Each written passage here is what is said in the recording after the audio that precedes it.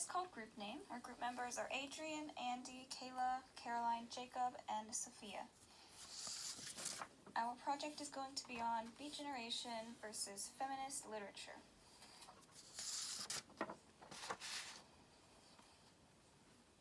What is the Beat Generation? Beat Generation was an American social movement that recognized the beatniks of society.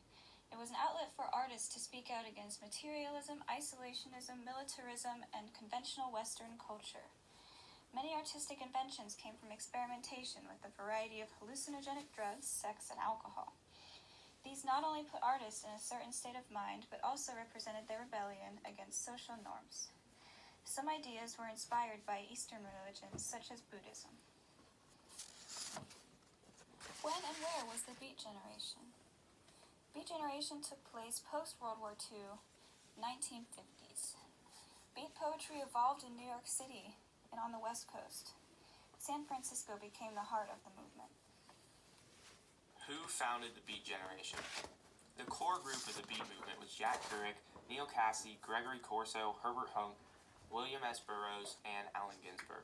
Most of them met at Columbia University in the mid-1940s, and when they moved west to San Francisco, they expanded on the core group. Why was the Beat Generation founded? Most Beat poets sought to transform poetry and make it more of a life experience when you read it. It was frequently chaotic and had a lot of references to sex and alcohol, and this was used so that it could liberate the readers more. Now, key aspects of Beat literature is free, unstructured composition, usually not planned or revised, often profane, obscene, and shocking, seek personal release, personal pleasures with sex and alcohol and hallucinogenic drugs, and was very individualistic and anarchist.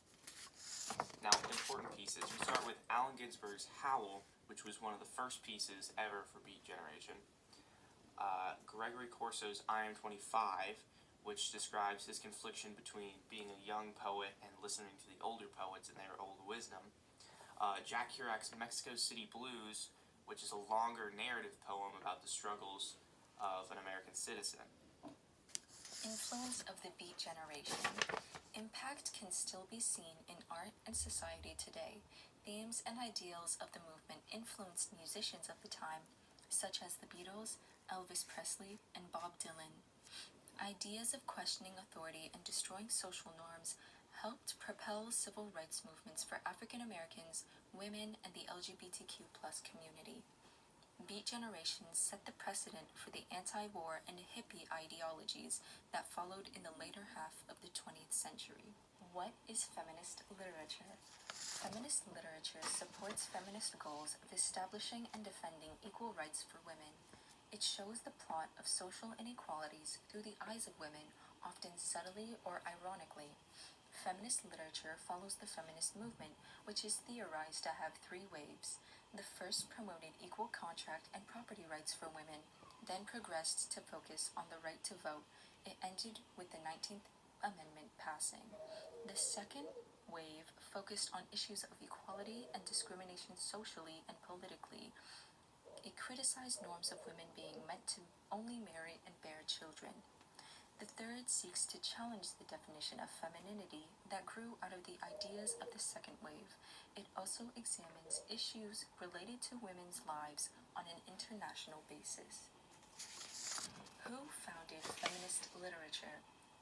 Mary Wollstonecraft, who wrote A Vindication of the Rights of Women in 1792, is considered to be the founder of feminist literature.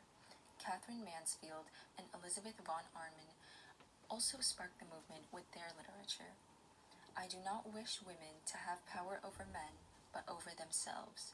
Mary Wollstonecraft. So when was the feminist literature movement? Many theorists believe that there were three main waves to the movement. The first wave started in the late 1700s and went all the way into the 1920s, and it ended with the passing of the 19th Amendment. Then, the second wave had its height in the 1960s and went through the 70s, and this wave focused on the legal and social rights, rather than just the basic suffrage. The third wave happened recently in the early 1990s through the 2000s, and this wave focused on reproductive rights for women. Some claim that a fourth wave began in 2012, and they are still going on today, and it focuses on sexual harassment, body shaming, and rape culture. So where did it all begin? A Vindication of the Rights of Women by Mary Wollstonecraft was written in the UK. She was considered the mother of the feminist literature movement. As the founder of the movement, she makes the birthplace of the movement in the UK. However, it quickly traveled to the United States, where it gained a lot of momentum and support. So why was this movement founded? The ultimate goal, and it still is to change the world by promoting gender equality. It brings attention to societal issues and standards that women have different than men. It gives young girls and women strong, inspiring women to look up to in a male-dominated society. It helps female voices be heard and things to be done. Some important pieces from feminist literature include Mary Wollstonecraft's A Vindication of the Rights of Women, written in 1792, which challenged the notion that women only exist to please men. Catherine Mansfield's A Few Rules for Beginners from 1923 that highlights the inconsistencies in people's behavior, mainly demanding perfect behavior from children. Her keen aptitude for reading and understanding people was very abnormal for women in her time. And Simone de Beauvoir's The Second Sex, written in 1949, discusses the treatment of women throughout history. Some key aspects of feminine literature are that it's comprised of a broad spectrum of genres, writing styles, and ideas.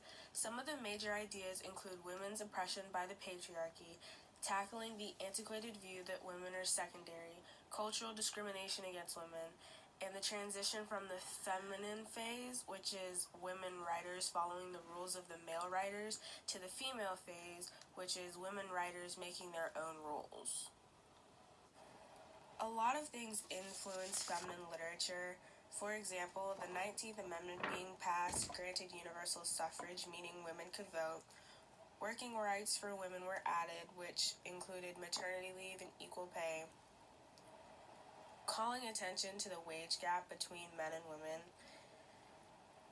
The feminist movement is still at large today, right now, and women have actually established themselves in not only the world of literature, but in the world in general. Similarities between the genres. Both criticize the way society treats people who don't fit a certain standard. Beat poets rebelled against societal norms, while feminist literature poets highlighted unfair treatment. Both brought changes to standards for literature. For Beats, that was the liberation from overly refined and academic literature. For feminists, that was changing the standard that writing was for men. Differences between the genres. Feminist goals was to be treated as equals, while Beats just wanted to rebel against society. Beats had a characteristic writing style, free-form, profane, and vulgar, while the feminists did not. The impacts of beat poetry were not as obvious or widespread. The feminist movement lasted much longer and has many more literary works associated to it. Most beats were men and most feminists were women. And this is the end. Or is it? And here are the citations of our sources.